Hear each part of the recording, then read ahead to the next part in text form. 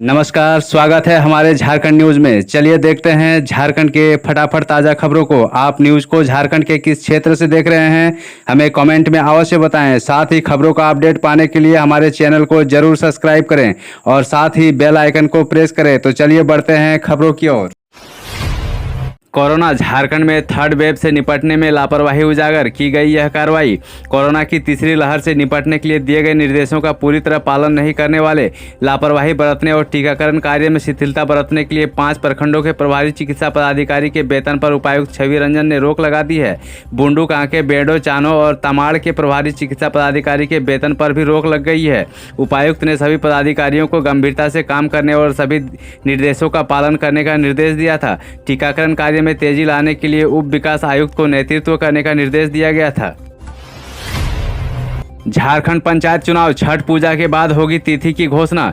झारखंड में त्रिस्तरीय पंचायत चुनाव को लेकर मुख्यमंत्री हेमंत सोरेन से सोमवार को संसदीय कार्य एवं ग्रामीण विकास मंत्री आलमगीर आलम ने विमर्श किया। मंत्री आलमगीर ने मुलाकात के बाद पत्रकारों से कहा कि मुख्यमंत्री भी राज्य में जल्द पंचायत चुनाव के पक्ष में हैं। जानकारी के अनुसार राज्य में पंचायत चुनाव 10 से 30 दिसंबर के दौरान 4 से 5 चरणों में कराने का प्रस्ताव तैयार किया गया है। इसकी तैयारी शुरू हो गई है। पर्व त्योहार पर चुनाव का असर न पड़े, इस हिसाब से चुनाव की तिथि तय की जा रही है। लगातार बारिश से कोयला खदानों में बुरा हाल, ऐसा ही रहा तो गहरा सकता है बिजली संकट। झारखंड और बंगाल के कई हिस्सों में बीते 2 दिन से हो रही बारिश के कारण राज्य में कोयला और बिजली का उत्पादन एक बार फिर प्रभावित हुआ है। इसके कारण एक बार बिजली फिर संकट के गहराने का असर बढ़ गया है। इस सबसे ज़्यादा असर कोयला उत्पादन पर पड़ रहा है। कोयला कंपनियों की ओर से आधिकारिक बयान के अनुसार झारखंड और बंगाल में स्थित कोयला खदानों पर बारिश का व्यापक असर पड़ रहा है। कोयला उत्पादन में 50% तक की कमी आई है। लगातार बारिश से कोयला उत्पादन प्रभावित, बिजली संकट गहराने की आशंका। झारखंड और बंगाल के कई हिस्सों में बीते 2 दिन से हो रही बारिश के कारण राज्य में कोयला और बिजली का उत्पादन एक बार फिर प्रभावित हुआ है। इसके कारण एक बार फिर बिजली संकट गहराने के आसार बढ़ गए हैं। सबसे ज़्यादा असर कोयला उत्पादन पर पड़ रहा है। कोयला कंपनी की ओर से आधिकारिक बयान के अनुसार झारखंड और बंगाल में स्थित कोयला खदानों पर बारिश का व्यापक असर पड़ रहा है। कोयला उत्पादन में 50% तक की कमी आई है। सोरेन सरकार गिराने की साजिश, एफआईआर। जेएमएम विधायक के पूर्व साथी ने कहा, नई पार्टी बनाकर बीजेपी संग सरकार बनाइए, आपको मंत्री बना देंगे। झारखंड में हेमंत सरकार को एक बार फिर अस्थिर करने की कोशिश का मामला सामने आया है। कांग्रेस विधायकों की खरीद फरोख्त में असफल हो जाने के बाद अब झारखंड मुक्ति मोर्चा जेएमएम के विधायकों को टारगेट किया जा रहा है। इस संबंध में जेएमएम के घाटशिला के विधायक रामदास सोरेन ने रांची के धुरवा थाने में एफआईआर दर्ज कराई है। उन्होंने गंभीर आरोप लगाते हुए कहा है, जेएमएम के पूर्व कोषाध्यक्ष रवि केजरीवाल और अशोक अग्रवाल पैसे का प्रलोभन देकर हेमंत सरकार को गिराने की साजिश रच रहे हैं। केजरीवाल और अशोक हमारे आवास पर आए। दोनों ने जेएमएम के अन्य विधायकों का नाम लेकर उन्हें पार्टी छोड़ने के लिए प्रलोभन भी दिया है। लगातार बारिश से लड़खड़ाया कोल इंडिया का उत्पादन और डिस्पैच, फिर पावर प्लांटों में कोयला संकट की चेतावनी। अभी ज़्यादा दिनों की बात नहीं है, 1 सप्ताह पहले की ही बात है। पूरे देश में कोयला संकट का शोर था। पावर प्लांटों में बिजली उत्पादन के लिए कोयले की कमी का सब रोना रो रहे थे।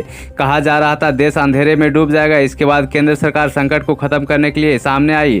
केंद्रीय कोयला मंत्री प्रहलाद जोशी ने मोर्चा संभाला। वे खुद कोयले के उत्पादन और डिस्पैच को स्पीड अप करने के लिए झारखंड और छत्तीसगढ़ की कोयला खदानों में उतरे। उत्पादन और डिस्पैच में वृद्धि हुई। रेलवे ने भी कोयले की से लदी मालगाड़ियों के ग्रीन कॉरिडोर बनाया। इसके बाद स्थिति सामान्य होने लगी, लेकिन एक बार फिर से चिंता बढ़ गई है। 2 दिन में 7 डिग्री सेल्सियस गिरा रांची का पारा। झारखंड में 22 अक्टूबर तक अधिकतम तापमान 29 से 30 डिग्री सेल्सियस तक रहने के आसार। 2 दिनों की लगातार बारिश के बाद मंगलवार की सुबह से रांची में आसमान लगभग साफ हो गया है। आंशिक बादल छाए हुए हैं। इस बीच धूप की आंख मिचौली भी जारी है। हालांकि 2 दिनों की बारिश का सीधा असर रांची के अधिकतम तापमान पर पड़ रहा है। यह घटकर 24.2 डिग्री सेल्सियस तक पहुँच गया है, जो रविवार को 31.2 डिग्री सेल्सियस था। मौसम केंद्रों की पूर्वानुमान के अनुसार झारखंड में 22 अक्टूबर तक अधिकतम तापमान 29 से 30 डिग्री के बीच रहने के आसार हैं। झारखंड में भी दिखने लगा है बिहार में राजद और कांग्रेस के बीच कलह का असर। बिहार में राजद और कांग्रेस के बीच की कलह का असर झारखंड में भी दिखने लगा है। पूर्व प्रदेश कांग्रेस अध्यक्ष एवं राज्य सरकार के वित्त मंत्री डॉक्टर रामेश्वर उरांव ने कहा कि झारखंड में राजद का कोई जनाधार नहीं है। उनके बयान पर राजद के प्रदेश अध्यक्ष अभय कुमार सिंह ने पलटवार करते हुए कहा कि लोहरदगा विधानसभा क्षेत्र में रामेश्वर उरांव की जीत राजद कार्यकर्ताओं के बूते हुई है। उन्हें राजद से संबंध में प्रतिकूल टिप्पणी करने से बचना चाहिए। टाटा स्टील के निबंधित आश्रितों की बहाली की परीक्षा को लेकर संशय बरकरार। 500 वैकेंसी के लिए आए 4000 आवेदन। टाटा स्टील निबंधित आश्रितों की बहाली को लेकर परीक्षा की तिथि अब तक घोषित नहीं हुई है। 500 रजिस्टर्ड डिपेंडेंट की बहाली के लिए 4000 से अधिक मैट्रिक पास रजिस्टर्ड ने आवेदन किया है।